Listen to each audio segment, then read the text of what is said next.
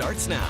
Coldest area of the season on its way to central Georgia as we speak. That's why it's windy outside. We'll take a look at the details on Future View coming up. We catch you up on the debate and where the candidates for governor stand. And details on a teen hurt in a motorcycle crash in Macon. And numbers from the Bibb County Sheriff's Office show crime is up more than last year. How the county plans on changing that trend coming up. Well, good Tuesday morning, Central Georgia. You're taking a live look over the fairgrounds in beautiful Houston County. The time is now 6:30 a.m. here on this October the 18th. This Tuesday morning, it's looking good on you. I'm Wanye Reese. And I'm Caitlin Heck, looking good, but feeling mighty cold out there. Oh, yes, Alex. Seat warmers and the heat was on full blast this morning on the way to work. And then you're going to need to crank it up again for tomorrow morning because, yeah, we're 10 to 15 degrees cooler right now in central Georgia. But by the time we get to tomorrow morning, it's going to be the same thing. It's just that it's compared to right now as opposed to yesterday. Looking live over the fairgrounds in Perry, we do have temperatures in the 40s and 50s.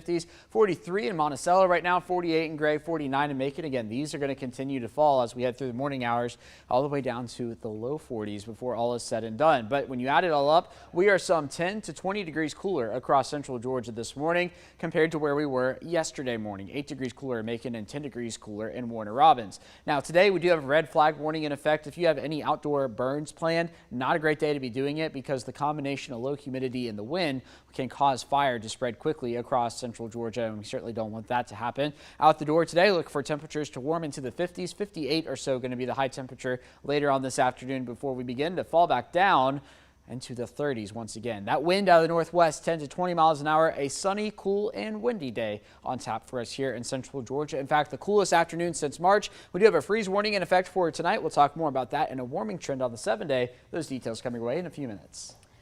Thank you, Alex. Early voting now underway with less than 50 days until the midterm elections, if you can believe it. That's right. Now, one of the state's top election officials reveals we shattered records for early voting in the midterm election. So Gabe Sterling, he tweeted, you see it here, that the initial early vote numbers are north of 125,000. He says the previous record was set during the 2018 midterms at 72,000 votes. Sterling added that we'll have more specific numbers a little bit later on this morning. Of course, one of the big races that we are following is for Georgia governor. And in last night's debate, Republican Governor Brian Kemp and Democratic challenger Stacey Abrams both talked about their vision for the state's future. Now, the two have differing views on topics including abortion, the economy, crime, voting, education, and so much more. Kemp issued his commitment on not pursuing any new restrictions on abortion or birth control, and he clarified it's an issue he sometimes avoided. And Abrams has criticized the Republican incumbent as an extremist on abortion. He's denied women the access to reproductive care. The most dangerous thing facing Georgia is 4 more years of Brian Kemp. Working with the General Assembly to give Medicaid benefits to birthing mothers up to a year after having that child and other things shows you, our state, that we value life and that we care. Beyond abortion, they both addressed the topics of support from police and sheriff's offices and public safety. They also talked about gun violence and police funding. Kemp rolled out anti-crime proposals, including increasing mandatory prison sentences for recruiting juveniles into a gang to at least 10 years and making it harder for judges to release people who have been arrested without cash bail. And Abrams recalled the 2021 gun massacre at Asian-owned massage parlors up in Metro Atlanta. Street gangs did not shoot 6 Asian women going into a gun store, getting a weapon, and murdering women in less than an hour. Street gangs aren't the reason people are getting shot in grocery stores and in parking lots and in schools. Street gangs are one part of the problem, but we have a governor who has weakened gun laws across this state. We went and put a plan together to start going after street racers and going after violent criminals and have more boots on the ground. We've done the same thing in Columbus, we've done it in Macon, we've done it in Savannah, and we'll do it wherever we're needed.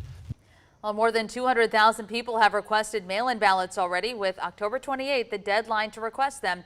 Early in-person voting runs through November 4th. Kemp and Abrams are scheduled to meet for a second debate that's going to be happening on October the 30th.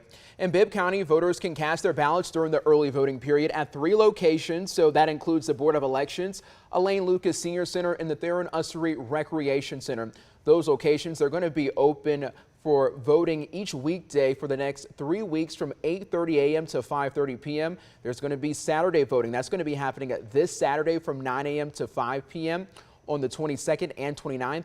Bibb offers Sunday voting on October 23rd, so mark your calendars. That's actually this Sunday from 1 p.m. to 5 p.m. If you plan to vote on the weekend, you must go to the Board of Elections office on Pioneer. Don't forget, our November 2022 election guide is live right now on 13WMAZ.com. It has all the details you need, and we can send that guide right to your phone. All you have to do is text the word VOTE to the number on your screen, 478-752-1309. Again, text the word VOTE to 478-752-1309. 6:35 here on your Tuesday morning. Let's get a check of your local news. Right now, a 13-year-old is recovering after a motorcycle crash on Napier Avenue. The Bibb County Sheriff's Office says this happened around 7:30 last night. So the teen was driving south when his motorcycle hit the back of a truck, making a left turn into the Family Dollar parking lot.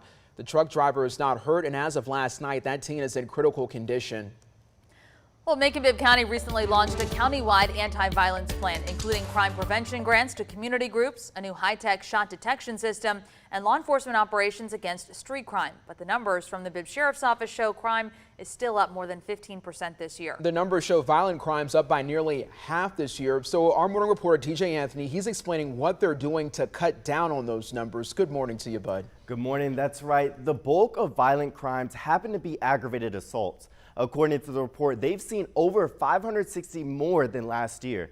Now, the latest came over the weekend with 4 people shot on the 300 block of Cherry Street near MLK. Someone called 911 after 2:30 Saturday morning to report the shooting. The owner at Little India says his windows were shot out, but he did not want to go on camera. One woman, Catherine Powers, who works at Union Furniture, says she's noticed more crime countywide and will not walk to her car alone unless she has a way to protect herself.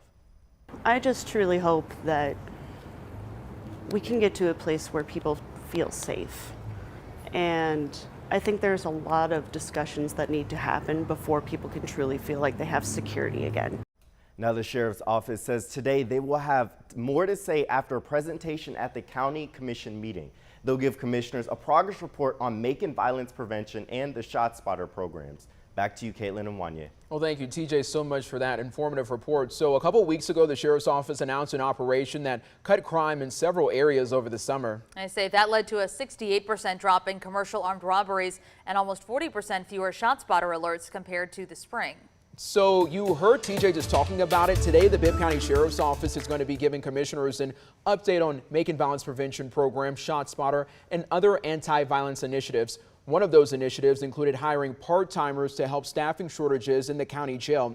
So over the past 18 months, they've hired 150 full-time and part-time employees.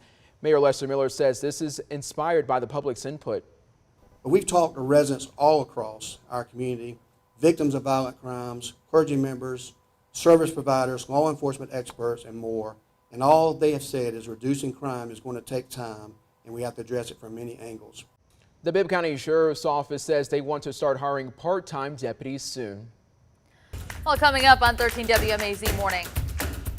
A new company has a unique take on remote work, modular office spaces at hotels. I'm Wendy Gillette near Cancun, Mexico. I'll explain how it works. Plus, we tell you where you can buy some books and enjoy some sweet treats today. That is all coming up. Right now, it is 6:38. This weather this morning, not quite the sweet treat, though. Exactly. I want to be like Wendy Gillette and be in Cancun. Yes. How does she get these assignments? I don't know. She's always in some kind of far-off place doing some great things. Yeah, you know, we have these little computer things that we can transmit video back to the station. That's how we're live.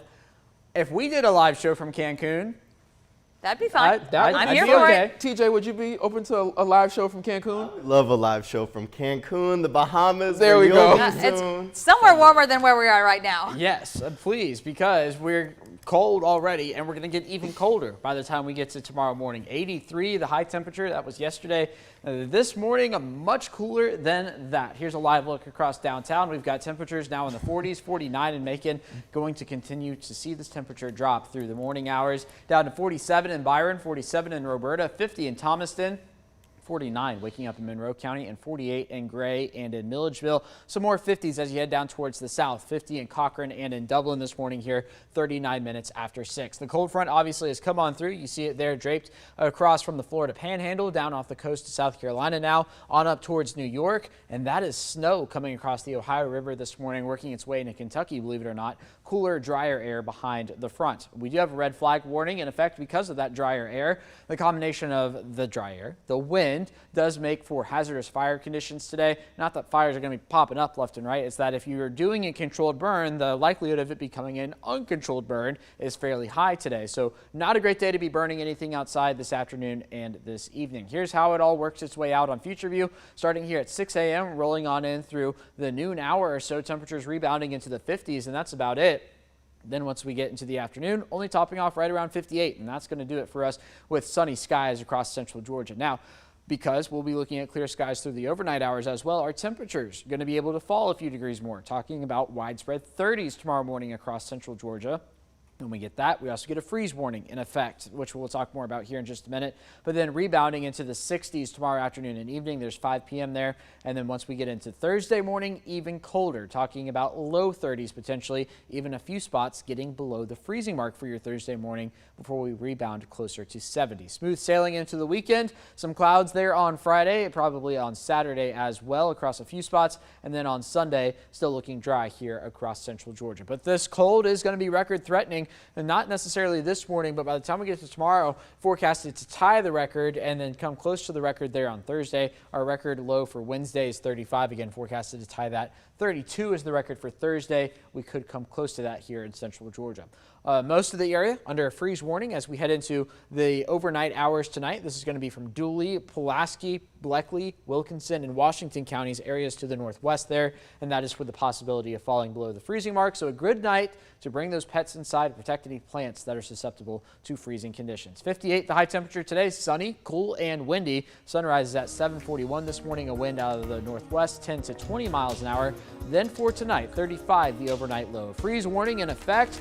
Winds dying down just a bit. Sunset is at 6:58 tonight. Here's your city-by-city low temperatures. 35 in Eatonton, 38 in Milledgeville, 36 in Wrightsville, and 39 down in Vidalia. Here's the 7-day forecast. We've got 60s followed by 70s on the 7-day, 76 by the time we get to Saturday, 77 there on Sunday, back to 79 by the time we get to Monday, with plenty of sun to go around central Georgia as we head through the next 7 days.